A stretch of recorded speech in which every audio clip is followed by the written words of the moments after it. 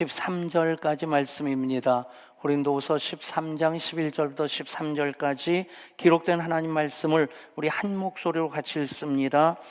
마지막으로 말하노니 형제들아 기뻐하라.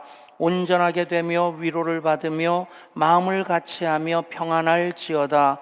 또 사랑과 평강의 하나님이 너희와 함께 계시리라.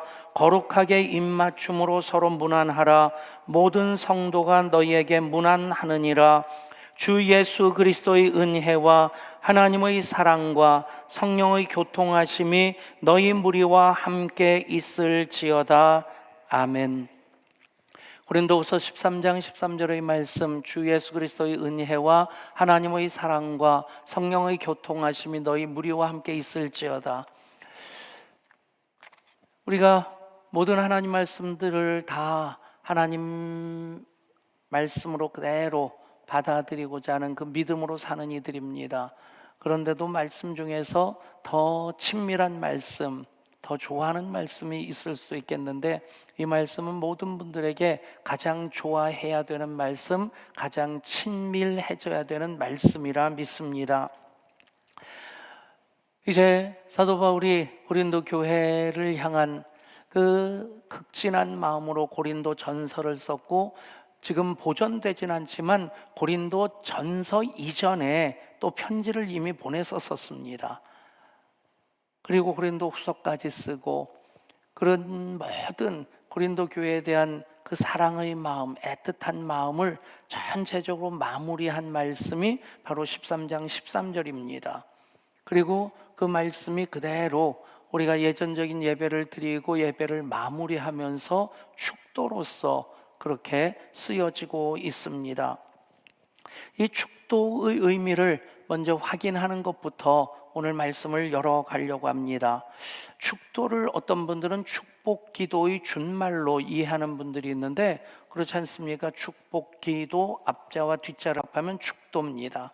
그런데 성경적인 예전적인 또 신학적인 의미로 보면 축복기도가 축도는 아닙니다. 축도라고 하는 것은 베네딕션이라고 하는데 우리말로 표현하면 강복선언입니다.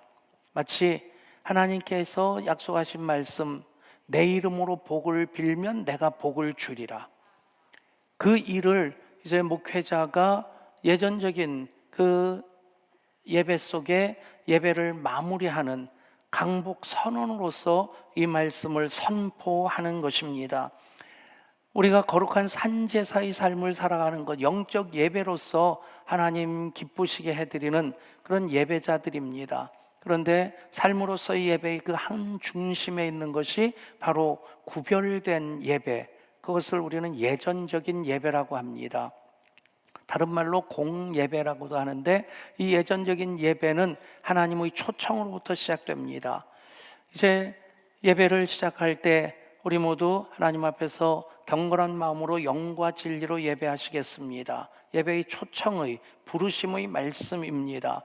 그 의미가 성경에 보면 시편 95편에 오라 하는 말씀으로 나옵니다. 오라 하는 말씀이 반복되어서 나오는데, 1절 오라 우리가 여호와께 노래하며 우리의 구원의 반석을 향하여 즐거이 외치자. 6절 오라 우리가 굽혀 경배하며 우리를 지으신 여호와 앞에 무릎을 꿇자. 아멘. 똑같이 초청하는 오라 오십시오 하는 그런 의미인데, 우리말로는 오라 그렇게 번역됐지만 원어 성경 히브리어에는 각각 다른 단어입니다. 첫 번째 오라는 룻구라는 말이고, 두 번째 오라는 말은 뽀라는 말입니다. 어떤 의미의 차이냐면, 처음에 룻구 하는 말은 예배의 집례자가 제사장이 성전 문 앞에서 세상을 향해서 세상에 있는 예배자들을 초청하는 겁니다. 자, 오세요. 하나님 여러분들을 기다리고 계십니다. 하늘잔치가 준비되어 있습니다. 오세요 하는 것이 룻구입니다. 그리고 뽀라고 하는 것은 그 초청을 받고 이제 성전 마당에 모여서 예배의 자리로 나아가는 겁니다. 무릎으로 경배하기 위해서 성소로 들어가고 지성소에 계신 하나님 앞에 무릎 꿇어 경배하는 뽀라는 것은 이제 함께 예배절 하나님께 예배하는 예배의 공식적인 시작이 되는 겁니다. 그렇게 예전적인 예배가 시작되고 그리고 예배가 마무리되어질 때 강복 선언으로서 주 예수 그리스도의 은혜와 하나님의 사랑과 성령의 교통하심이 너희 무리와 함께 있을지어다. 있기를 바라는 것이 아니라 선포하는 것입니다. 이 부분에 있어서 한때 좀 오해가 있었어요. 목사님들 중에서 있을지어다 하는 축도를 하는 분이 계셨고, 그냥 일반적으로 그것 때문에 좀 갈등이 있었기 때문에 우리 교단에서는 축원하옵나이다, 축원하나이다 그렇게 공식적으로 사용하게끔 아예 총회에서 결정을 했습니다. 그러니까 있을지어다 하는 말이 뭐 이상하게 목사의 권위를 나타내는 것처럼 그렇게 보여지는 것이 아니라, 사실 여러분 성경을 보면 있을지어다라는 글자가 좀 작게 써 있습니다. 헬라어에는 없는 말이란 얘기예요. 그냥 그 전체 문장상 빠져 있으면 어색하니까 그것을 표현해 넣었는데, 원래 그 헬라어 성경에는 메타 휘민, 너희 무리와 함께 라고 선포하는 것입니다. 내 함께 있을지어다 하는 것이나 축원하옵나이다 하는 것이나 의미로는 같은 것인데, 이 축도를 통해서 예배자들에게 주시는 하나님의 사랑과 예수님의 은혜와 성령의 교통하심을 그대로 다시 정리해서 가슴에 담아주는, 손에 들려주는 그런 의미가 바로 축도의 의미입니다. 뜨개질해서 옷을 만들었는데 마지막에 매듭을 짓지 않으면 그 옷이 술술 풀려버리게 됩니다. 그만큼 이 축도, 제가 어렸을 때 권사님 한 분이 예배 시간에 먼저 좀 나가려고 하는 분을 이렇게 붙잡고 그러더라고요. 축도 안 받으면 예배 드린 게 아니요. 근데 그분의 이야기가 옳다 그르다라고 하는 것으로서가 아니라, 그렇게 예배 드려야 되겠구나. 계속해서 지금 온라인으로 예배 드리는 분들의 숫자가 늘어가고 있음을 기쁘게 생각하고, 늦게 들어오는 분들에 대해서 감사한 마음도 있고 반갑기도 하지만, 사실 예배는 온전한 예배를 드려야 되는데, 그 온전한 예배 준비는 우리가 하지만 하나님의 초청을 받고, 그래서 예배자로 하나님의 존전에, 하나님의 임재 앞에 나가서 그 예배를 모든 시선을 하나님께 드리는 것으로 시작해서 이제 그 제사장의 사도의 축도로서 하나님께서 우리들에게 주시고자 하시는 것 그대로 주 예수의 은혜와 하나님의 사랑과 성령의 교통하심으로 그대로 우리 손에 들려주시는 이 축도까지 여러분 소중히 여기실 수 있기를 바랍니다. 성경에서 축도는 구약의 축도가 있고 신약의 축도가 있습니다. 구약의 축도는 소위 제사장의 축도라고 하고, 신약의 축도는 사도의 축도라고 하는데, 제사장의 축도, 민수기 6장의 말씀 송구영신 예배 때 올해는 어떻게 할지 참 지금부터 고민이 많습니다. 기도를 계속하고 있는데, 어쨌든 우리 가정의 제사장 된 부모님들이 자녀들 이름을 부르면서 그 머리 위에 손을 얹고, 여호와는 내게 복을 주시고 너를 지키시기를 원하며, 여호와는 그의 얼굴을 내게 비추사 은혜 베푸시기를 원하며, 여호와는 그 얼굴을 내게로 향하여 드사 평강 주시기를 원하노라. 아멘. 그 다음 말씀이 무엇입니까? 그들은 이같이 내 이름으로 이스라엘 자손에게 축복할지니 내가 그들에게 복을 주리라. 이 부분에서 착각하면 안 됩니다. 목사도 축복하는 사람입니다. 여러분들도 축복할 권리를 가지고 있습니다. 만민 제사장입니다. 왕 같은 제사장들입니다. 그런데 이 의미를 소중히 여겨서 예전적인 예배에서는 이것을 목사가 하나님의 약속을 근거로 해서 선포하는 말씀, 강복 선언으로 사용하게 하시는 것입니다. 신약의 축도는 바로 이 말씀이죠. 주 예수 그리스도의 은혜와 하나님의 사랑과 성령의 교통하심 너희 무리와 함께 있을지어다. 여러분, 저도 축복할 때마다, 축도할 때마다 그대로 이 말씀이 여러분들에게 이루어지기를 소원하는 마음으로 축도를 합니다. 여러분 또한 믿음으로써 이 말씀이 나에게 이루어지기를 소망하셔서 하나님께서 선포하게 하시는 말씀으로 그대로 받으실 수 있기를 소원합니다. 일반적으로 보면 유럽 교회들은 제사장의 축도를 좀 더 선호하는 경향이 있다고 하고, 미국 교회는 이제 사도의 축도를 일반적으로 한다고 하는데, 우리 한국 교회는 미국 교회의 영향을 받아서 사도의 축도를 일반적으로 합니다. 어떤 축도냐 하는 것과 상관없이 그 예전적인 의미, 신학적인 의미, 하나님께서 이 축도를 통해서 사도 바울이 고린도전서, 후서 모든 말씀들을 다 마무리하면서 주 예수 그리스도의 은혜와 하나님의 사랑과 성령의 교통하심으로 딱 알약 3개 만들어서 그것을 축도에 담아서 우리 입에 넣어줍니다. 여러분, 그런 축도가 여러분들에게 또 새로운 은혜와 복이 될 수 있기를 소원합니다. 그것을 약속하시고 그것을 하게 하시는 이가 하나님이십니다. 그 하나님이 삼위일체 하나님이십니다. 기독교에서 가장 신비로운 단어 하나를 얘기하란다면 저는 삼위일체라는 단어를 뽑고 싶습니다. 이 삼위일체라는 단어는 창세기 1장부터 요한계시록 22장까지 6,800장 가까이 되는, 800장이 넘죠. 성경을 다 들춰보면 성경이 몇 번 나올까요? 성경이 단 한 번도 안 나옵니다. 그것 때문에 삼위일체에 대해서 시비를 거는 사람들이 있었고, 또 그 시비를 거는 사람들마다 교회는 주저없이 이단으로 정죄를 했고, 그리고 지금도 마찬가지입니다. 삼위일체를 믿지 않고 삼위일체에 대해서 시비를 걸고 삼위일체에 대해서 왜곡시키는 모든 사람들은 공통점이 뭐냐? 이단입니다. 그만큼 삼위일체는 기독교 신앙에 있어서 성경 전체를 가장 정확하게, 가장 완전하게, 가장 간단하게 요약한 하나의 단어가 삼위일체입니다. 삼위일체라는 말이 공식적으로 처음 쓰여진 때는 325년 니케아 공의회에서였습니다. 제1차 교회 공의회가 예루살렘 회의, 사도회의, 사도행전 15장에 나오는 그 회의가 1차 공의회로 인정을 받고 있고, 니케아 공의회 때 비로소 313년에 콘스탄틴 황제가 기독교를 공인함으로써 박해받던 지하의 교회가 이제는 박해를 받지 않는 교회로서 그렇게 위상이 바뀌어지게 됩니다. 그리고 나서 325년에 이 교회 회의를 모이게 된 겁니다. 니케아라고 하는 곳에서 모였는데, 그래서 니케아 공의회라고 합니다. 그때 로마 제국 전역에서 흩어져서 이 박해 상황에서 믿음을 지키고 교회를 지켰던 교회의 지도자들이 교회 회의로 나옵니다.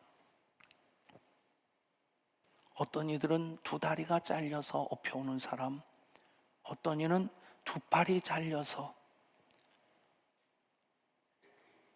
또 어떤 이는 2눈이 뽑혀져서 다른 손 이끌림을 받고 오는, 거의 대부분의 교회 지도자들이 믿음을 지키기 위해서, 교회를 지키기 위해서 그들은 그런 핍박을 몸으로 겪어냈던 겁니다.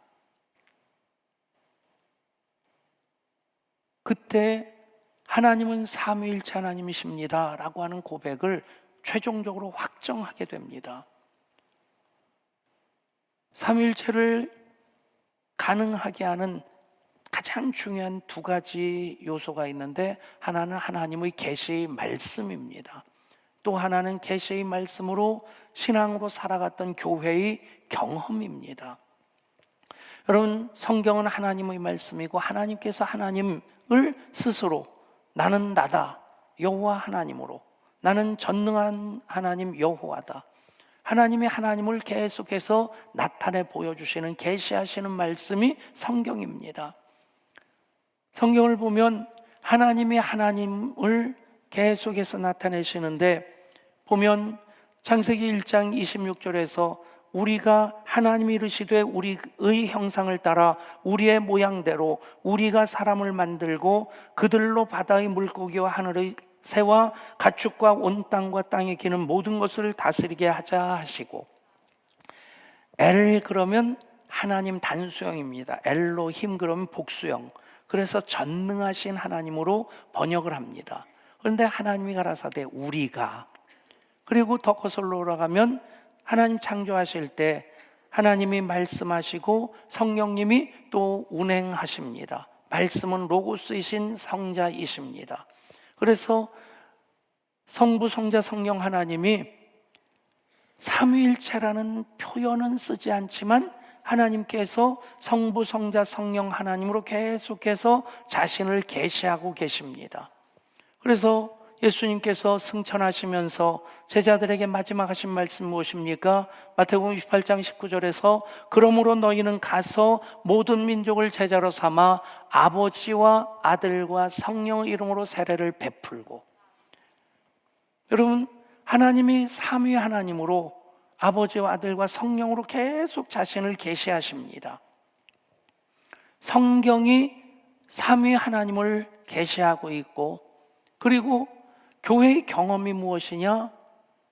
그들이 예수님의 말씀을 듣고 예수님의 기적을 봤고, 그 예수님이 우리를 위해서 대신 죽으시고 우리 영원히 살도록 부활하셨습니다.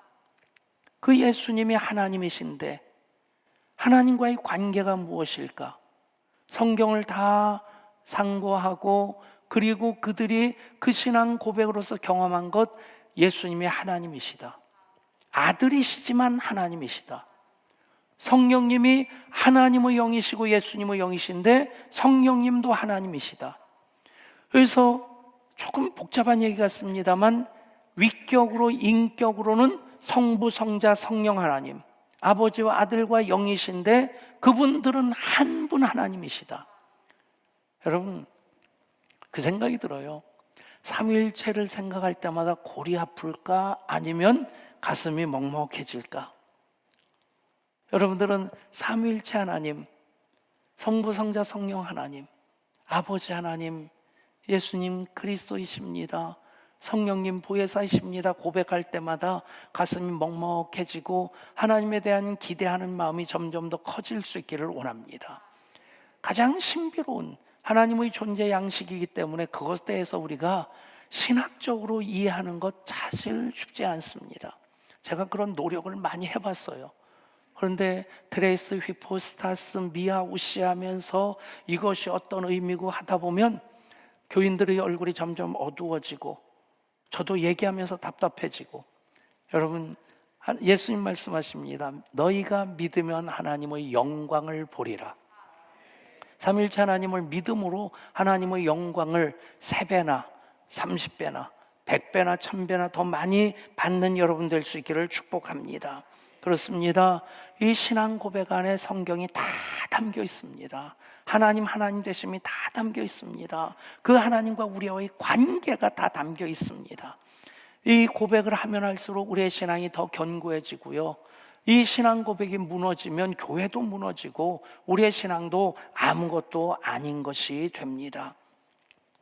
그 삼위일체 하나님 하시는 일, 가장 핵심적인 단어 하나로서 이 모든 것을 다 담고 있다. 참 성경을 읽을 때마다 대단하다 싶은데 그것이 주 예수 그리스도의 은혜와 하나님의 사랑과 성령의 교통하심입니다. 주 예수 그리스도의 은혜와, 은혜라는 말 헬라어로 카리스라는 말인데 호의, 자비, 너그러움, 또 감사할 만한 그런 뜻들입니다. 여러분, 이런 모든 그 하나님, 예수 그리스도를 통한 하나님의 은혜, 하나님 베푸시는 자비, 그 모든 것들이 바로 은혜라고 하는 거죠. 그것이 예수님을 통해 우리들에게 온 겁니다. 예수님이 오시지 않았다면, 예수님이 십자가를 지시지 않으셨다면 십자가의 모양 자체가 더하기 아닙니까? 하나님과 우리는 여전히 분리된 상태로 있을 수밖에 없는데 더하기가 되시는 예수님으로 인해서 우리가 하늘과 땅이 하나가 되고 우리와 하나님이 하나가 되는 것입니다. 그것이 은혜입니다. 이 예수님의 은혜에 대해서 베트너라고 하는 신학자가 아주 정확하게 잘 정리해 놨어요. 은혜는 무가치한 죄인에게 베풀어지는 하나님의 자비롭고 과분한 사랑과 호의를 말합니다. 은혜는 받을 자격이 전혀 없는 사람에게 베풀어지는 하나님의 호의입니다. 여러분, 예수님의 은혜에 들어가는 몇 가지 그 중요한 의미가 있습니다. 첫 번째, 하나님께서 일방적으로 베풀어 주시는 것이 은혜라고 하는 거죠. 두 번째, 받을 자격이 없는 내가 받는, 우리가 받는 것이 은혜라고 하는 것입니다. 그런데 그 은혜를 베풀어 주실 때 값 없이 주신다는 거예요. 프라이스리스라는 말은 싸구려란 뜻이 아닙니다. 값을 측량할 수 없다는 얘기입니다. 그래서 이 은혜를 조건 없이 값 없이 우리들에게 주십니다. 그래서 은혜를 받은 이들은 언제나 감사하고 감격하면서 그 은혜 가운데 살아가게 됩니다. 여러분, 예수님의 은혜가 더 구체적으로 무엇입니까? 이 땅에 예수님 오신 것이 말씀의 성취로서 오신 것이 은혜입니다. 예수님의 말씀도 기적도 은혜고, 예수님의 십자가도 부활도, 그리고 승천도 재림도 다 은혜입니다. 이 은혜를 경험하고 은혜 안에 사는 이들이 어떤 고백하게 됩니까? 마라나타, 주 예수여 오시옵소서. 다시 오실 주님을 더욱 기대하는 거죠. 여러분, 아들이 군대 갔다고 남편이 외국에 취업 나갔다고 관계가 끊어지는 것 아니지 않습니까? 요즘 뭐 영상통화를 하니까 떨어져 사는 것이 별로 실감이 안 난다고. 그래도 떨어진 건 떨어진 겁니다. 성령 안에서 여전히 교통하고 있지만 그래도 그 남편 다시 만날 그날을, 그 아들 휴가로 아니면 전역해서 다시 만날 그날을 얼마나 고대하겠습니까?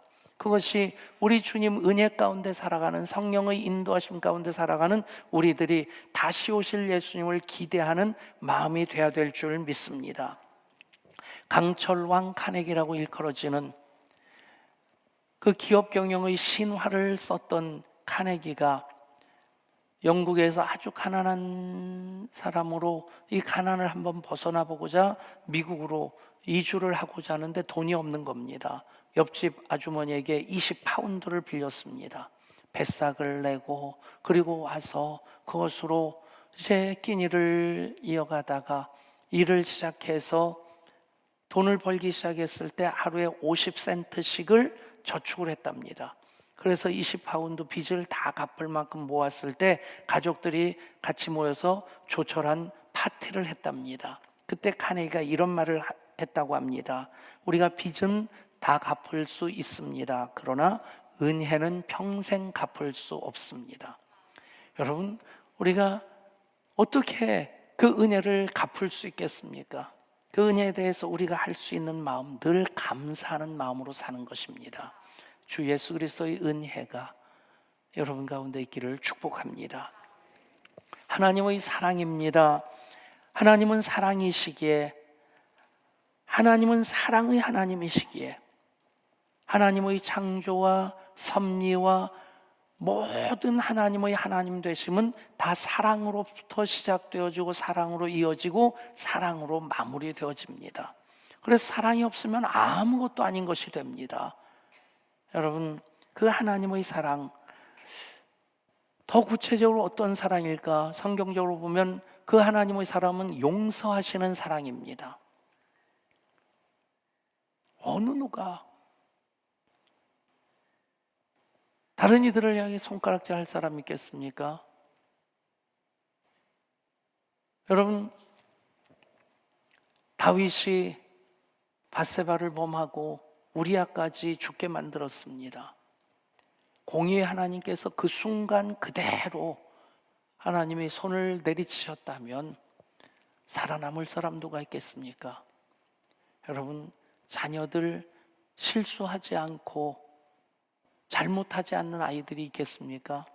그때마다 아이들을 정죄하고 야단치고 한다면 아이들 인격이 오그라듭니다. 엄마 눈치만 보게 됩니다.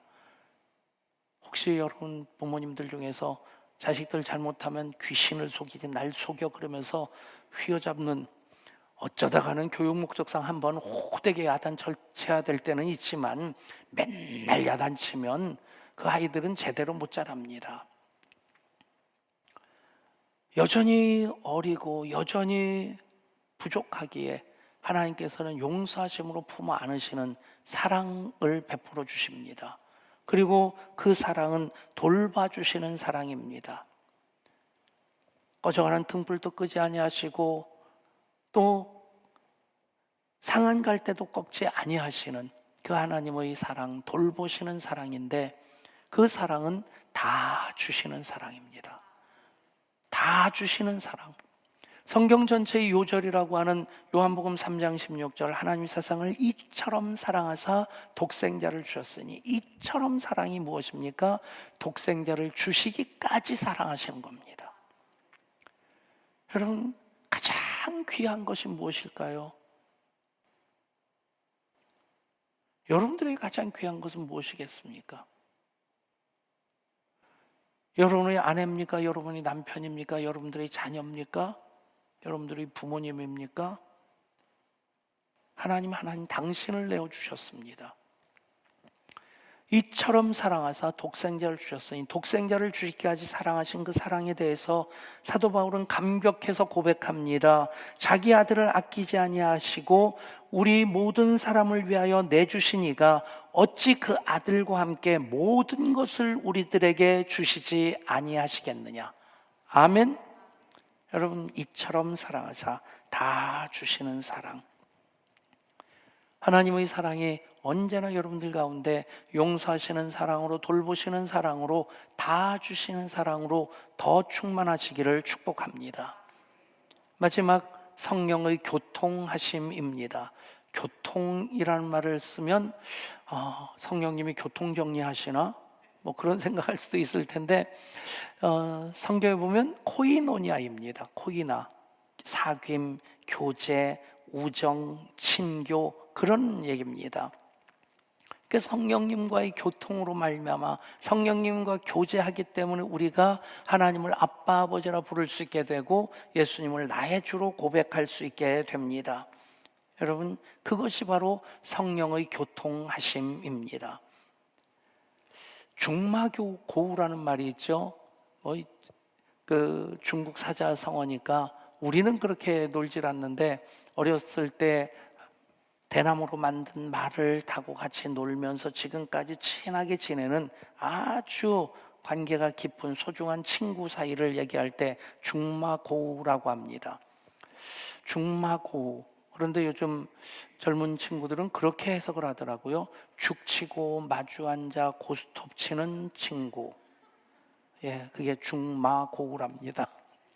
여러분, 진짜 젊은 친구들이 해석하는 중마고우나 아니면 원래 의미로서의 중마고우든 그런 친구들이 있는 것도 살면서 소중하겠죠. 그러나 우리들에게 가장 소중한 친구 중의 친구는 성령님이십니다. 성령님, 우리와 교통하시고요. 묻습니다. 여러분은 얼마나 성령님과 깊은 교제를 이어가고 계십니까? 성령님은 우리와 교통하실 때 나와 함께 기뻐하십니다. 나와 함께 슬퍼하십니다. 나와 함께 안타까워하십니다. 나와 함께 속상해하십니다. 그리고 나의 일을 당신의 일로서 하시는 분이 성령님이십니다. 성령님, 그분과 더 긴밀한 교제를 이어가는 여러분 될 수 있기를 소원합니다. 우리 이 말씀을 담아서 우리 함께 찬양으로 고백합니다. 예수님의 은혜와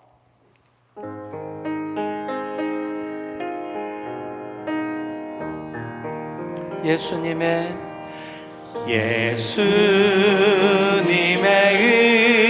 은혜와 하나님의 사랑과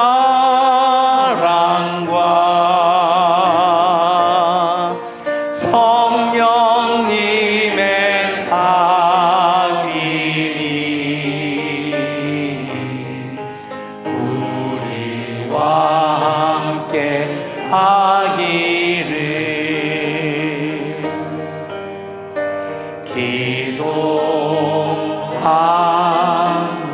우리 옆에 분을 축복하시면서 예수님의 은혜와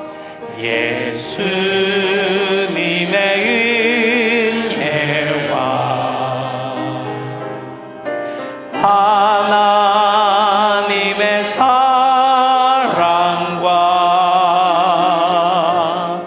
성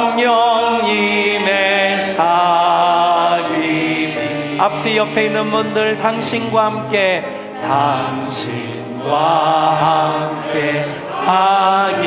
하기를 축복합니다.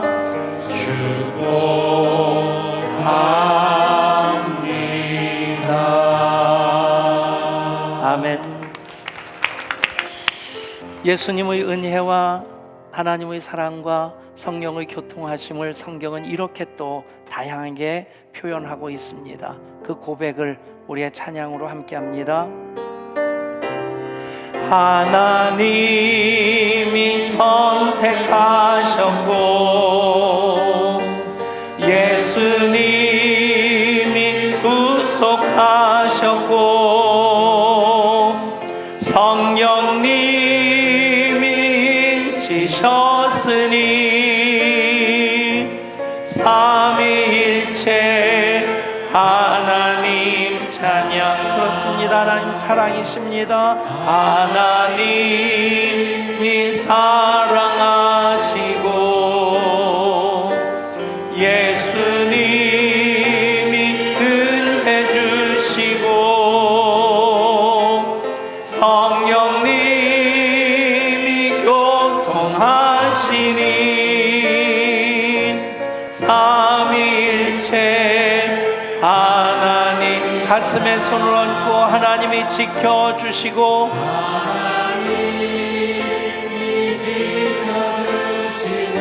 예수님이 함께 하시고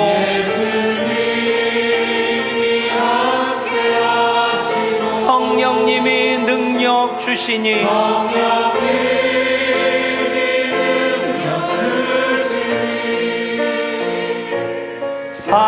삼위일체 하나님. 우리 하나님께 두 손을 드시고 할렐루야 할렐루야 하나님 찬양 할렐루야 예수님 찬양 할렐루야 성령님 찬양 삼위일체 하나님 찬양. 주 예수 그리스도의 은혜와 하나님의 사랑과 성령의 교통하심이 여러분들과 함께 하시기를 축원하며 축복합니다. 하나님, 모든 하나님 말씀을, 하나님의 약속을 다 담아 주셨습니다. 그것이 주 예수 그리스도의 은혜입니다. 하나님의 사랑입니다. 성령님의 교통하심입니다. 이제 그대로 예배자들에게 담아주시는 축도를 통해 가슴에 담고 손에 붙잡고 살아가게 하여 주옵소서. 그 삶을 통해 예수님의 은혜와 하나님의 사랑과 성령님의 교통하심이 언제나 우리와 함께하는 것 경험하게 하여 주옵소서. 누리게 하여 주옵소서. 더 풍성하게 하여 주셔서 넘쳐 흘러가게 하여 주옵소서. 우리 주 예수 그리스도 이름으로 기도드리옵나이다.